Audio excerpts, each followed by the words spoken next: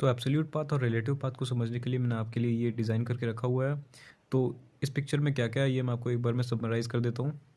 तो सबसे पहले हमारे पास यहाँ पर एक हार्ड डिस्क है और इसमें मैंने 3 पार्टीशन करके रखा हुआ है। सबसे पहले हमारे पास सी ड्राइव है, फिर डी ड्राइव है और फिर हमारे पास ई ड्राइव है। ठीक है। और फिर सी ड्राइव के अंदर हमारे पास कुछ फ़ोल्डर्स है, फ़ोल्डर 1, फ़ोल्डर 2 और फ़ोल्डर 2 के अंदर हमारे पास एक फ़ाइल है और एक फ़ोल्डर है। जो फ़ाइल है वो है abc.py और फिर एक फ़ोल्डर है 3a और फ़ोल्डर उस 3a फ़ोल्डर के अंदर हमारे पास एक फ़ाइल है जो कि है notes.txt। ठीक है। वहीं अगर हम बात करें डी ड्राइव की तो इसमें क्या है, इसमें हमारे पास 2 फ़ोल्डर्स है, फ़ोल्डर 1, फ़ोल्डर 2। ठीक है। और फ़ोल्डर 2 के अंदर हमारे पास कुछ फाइल्स हैं जो कि है main.py, xyz.txt, mod1.py। अब हमारे पास है ड्राइव ई के अंदर हमारे पास सिंपल 3 फ़ोल्डर्स है, फ़ोल्डर 1, फ़ोल्डर 2 और फ़ोल्डर 3। तो अब यहाँ पर अब अगर आप देखो तो हमारे पास 3 पाइथन फाइल्स हैं, एक abc.py, main.py और mod1.py। तो ये सारी पाइथन फाइल्स है क्योंकि इनका एक्सटेंशन जो है वो .py है। और हमारे पास 2 टेक्स्ट फाइल्स हैं जो कि है notes.txt और है xyz.txt। ठीक है। तो जब भी हम पाइथन में काम कर रहे होंगे तो हमें किसी भी फाइल को एक्सेस करने के लिए उसकी पाथ की ज़रूरत होगी। और हमारे पास किसी भी पाथ को डिक्लेयर करने के लिए 2 तरह के पाथ होते हैं, एक होता है एब्सोल्यूट पाथ और एक होता है रिलेटिव पाथ। तो एब्सोल्यूट पाथ जो होता है वो फुल पाथ होता है, यानी कि किसी भी फाइल के बारे में अगर हम बात करें तो उसके ड्राइव से लेकर उस फाइल तक की लोकेशन को हम एब्सोल्यूट पाथ कह सकते हैं और उसे हम कहीं से भी एक्सेस कर सकते हैं। और वहीं अगर हम बात करें रिलेटिव पाथ की तो हम अभी जिस डायरेक्टरी में हैं, जिस डायरेक्टरी में हम अभी काम कर रहे हैं, वहाँ से लेकर उस पाथ को जाने के लिए, उस पाथ तक जाने के लिए जो पाथ होगा उसे हम कहते हैं रिलेटिव पाथ। तो एग्जांपल देख लेते हैं। सबसे पहले अगर मैं बात करूँ एब्सोल्यूट पाथ की, तो मान लीजिए अभी हम काम कर रहे हैं main.py फाइल में, हम पाइथन में काम कर रहे हैं और main.py जो है ये हमारा सेव किया हुआ फाइल है और इसमें हम काम कर रहे हैं। ये कहाँ पर है?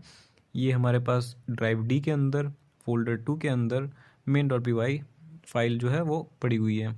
तो हम अभी इस पे प्रोग्रामिंग कर रहे हैं और प्रोग्रामिंग करते करते हम एक फ़ाइल को एक्सेस करना चाहते हैं। किस फ़ाइल को एक्सेस करना चाहते हैं?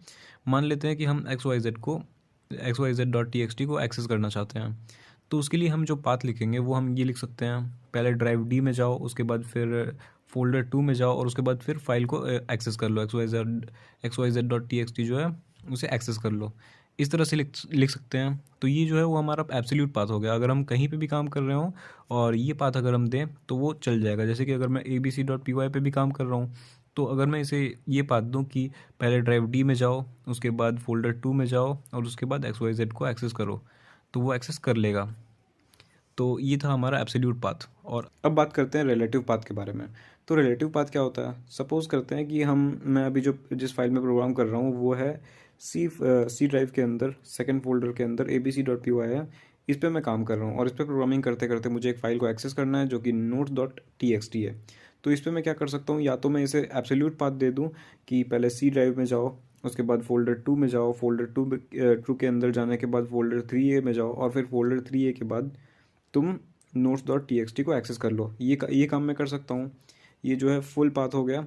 इसे मैं कहीं से भी एक्सेस कर सकता हूँ किसी भी फाइल से। अगर मैं mod1.py में भी काम कर रहा हूँ तो भी मैं अगर ये पाथ दूंगा तो वो एक्सेस कर लेगा, क्योंकि इसे हम बता रहे हैं कि पहले सी ड्राइव में जाओ, फिर यहाँ जाओ, वहाँ जाओ, तो ऐसे ही एक्सेस कर लेगा। लेकिन अगर हम abc.py में काम कर रहे हैं और अगर मैं इसे एक पाथ देता हूँ, जैसे कि पहले फ़ोल्डर 3a में जाओ और उसके बाद notes.txt को एक्सेस कर लो, ये सिंपल पाथ मुझे दे रहा हूँ, तो ये उसे एक्सेस कर लेगा। यहाँ पर ये भी चल जाएगा। क्यों? क्योंकि ये एक रिलेटिव पाथ है और abc.py में जो मैं फ़ाइल दूंगा कि पहले फ़ोल्डर 3 में जाओ और उसके बाद notes.txt में जाओ, तो वो उसे एक्सेस कर लेगा।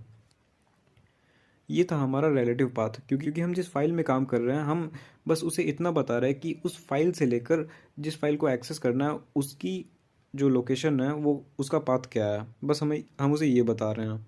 तो ये जो है वो हमारा रिलेटिव पाथ हो गया।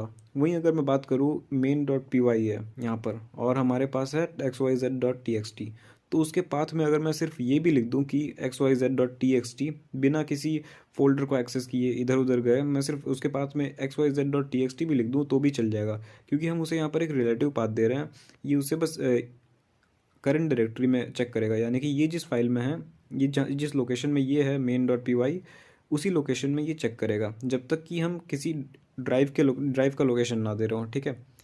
तो अगर यहाँ पर मैं मेन डॉट पी वाई पे काम कर रहा हूँ, यहाँ पर अगर मैं सिंपल दे दूँ mod1.txt mod1.py या फिर xyz.txt, ये सब भी दे दूँ, मैं डायरेक्ट यही सब भी लिख दूँ तो भी एक्सेस कर लेगा। लेकिन और ये एक रिलेटिव पाथ हो जाएगा। वही यहीं अगर मैं इसका लोकेशन जो है वो ड्राइव से लेकर दे दूँ कि पहले ड्राइव डी पे जाओ, उसके बाद फोल्डर 2 पे जाओ और उसके बाद जो है वो XYZ या फिर mod1.py को एक्सेस करो, तो ये जो है वो एब्सोल्यूट पाथ हो जाएगा। तो ये था एक डिफरेंस कि एब्सोल्यूट पाथ क्या होता है और रिलेटिव पाथ क्या होता है। इसमें मैं आपको सिर्फ ये बताना चाहता था कि आप किसी भी फाइल को एक्सेस करने के लिए उसका पाथ कैसे दे सकते हो। ये आपको कहाँ काम आएगा, ये आपको फाइल हैंडलिंग में काम आएगा। अगर आप किसी भी तरीके के फाइल से काम करते हो तो उससे काम आएगा, या फिर आप पाइथन में खुद की लाइब्रेरीज, खुद की मॉड्यूल्स बनाते हो और उसे इंपोर्ट करा के आप उसे यूज़ में लेते हो और फिर उसके फंक्शंस यूज़ करते हो, तो वहाँ पर भी ये काम आ सकता है। तो इस तरह से आप एब्सोल्यूट पाथ और रिलेटिव पाथ को समझ सकते हो।